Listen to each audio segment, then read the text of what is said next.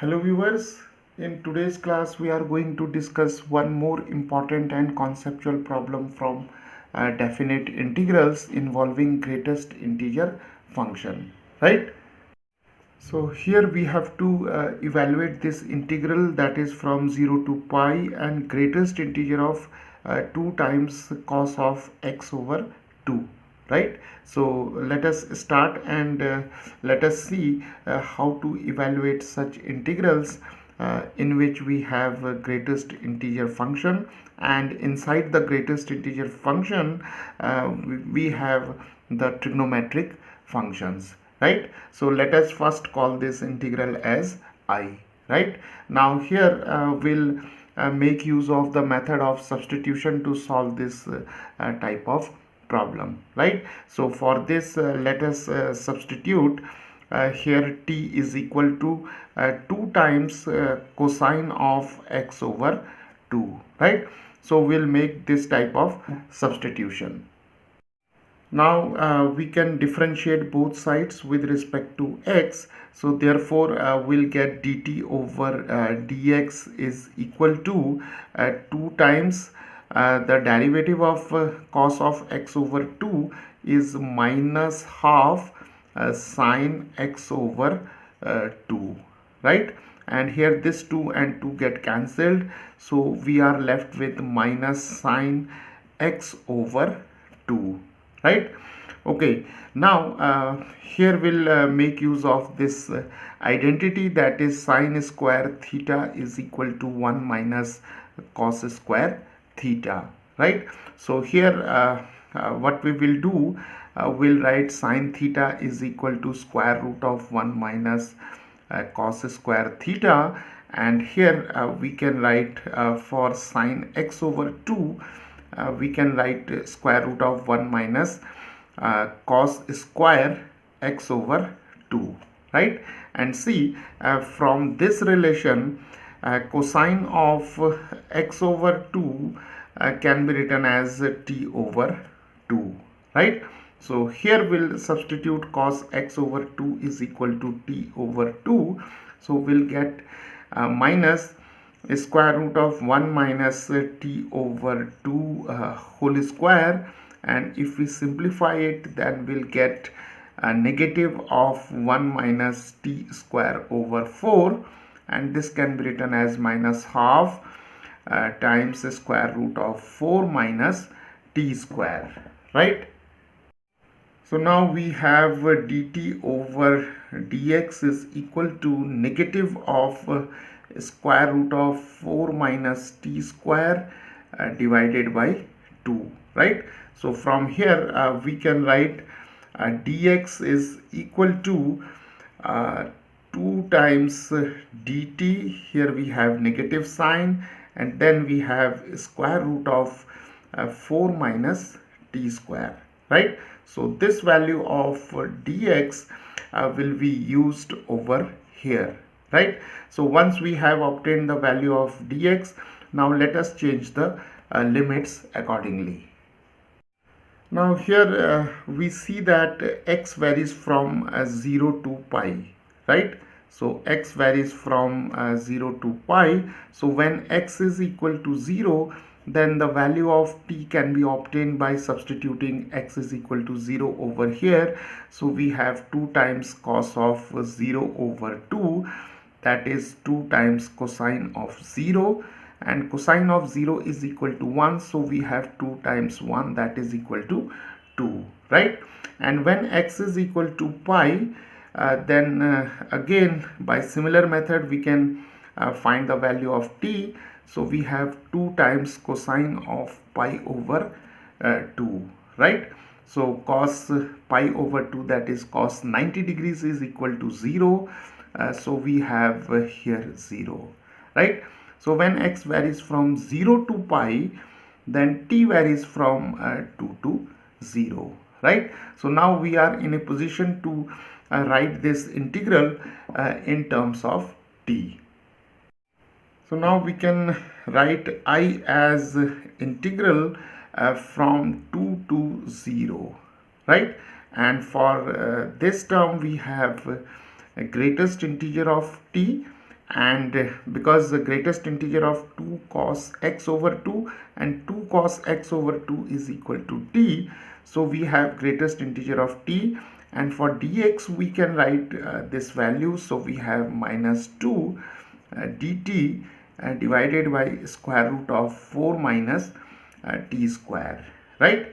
Okay, so now this integral I can be written as, we can switch over the limits, because here we have the negative sign and we know the property that a to b f of x dx is equal to negative of the integral from b to a f of x dx, right? So we can interchange the limits, and here eliminating this negative sign, so we have 0 to 2, taking 2 outside, we have greatest integer of t dt and divided by square root of 4 minus t square, right?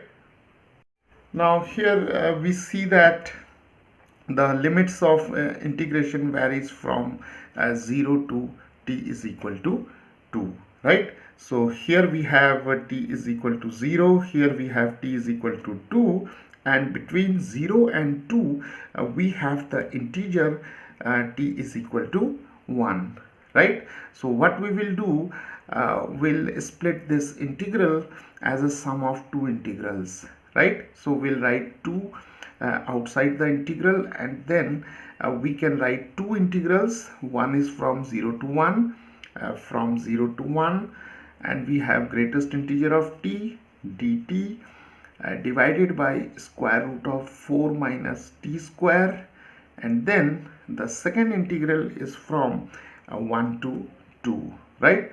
So here we have 1, here we have 2, then greatest integer of t dt and divided by square root of 4 minus t square, right? So now we have this expression containing the sum of two definite integrals, right? Okay, so now here we have the integral I1, and here we can call this integral as I2, right? So we have 2 times of I1 plus I2, right? Now in I1, as we see that the value of t varies from 0 to t is equal to 1, right? So when we consider I1, then the value of t varies from 0 to 1. So by the definition of greatest integer function, the value of greatest integer of t must be 0, right?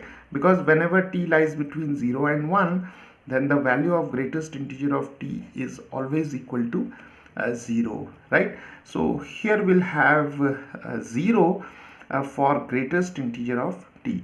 So obviously this integral disappears and we are left with only this one, right? So in case of I2, t varies from from 1 to t is equal to 2, right? So here we have t varying from 1 to 2. So again, by definition of greatest integer of t, then we have the value of greatest integer of t as equal to 1, right? So here we'll have 1. So now we can write this integral I as 2 times, and here we have this integral is equal to 0 because the greatest integer of t is 0, and here we have plus integral from 1 to 2, and for greatest integer of t we have 1, so here we have 1 dt divided by square root of 4 minus t square, right?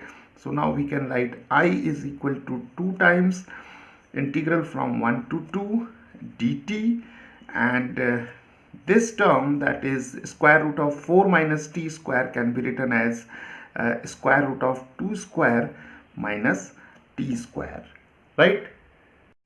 Now viewers, this integral is a known integral, because we know that integral of dx over square root of a square minus x square is equal to sine inverse x over a, right? So here for the variable x we have t, and for a we have 2, right? So now I can be written as 2 times, and we have sine inverse of t over 2, right?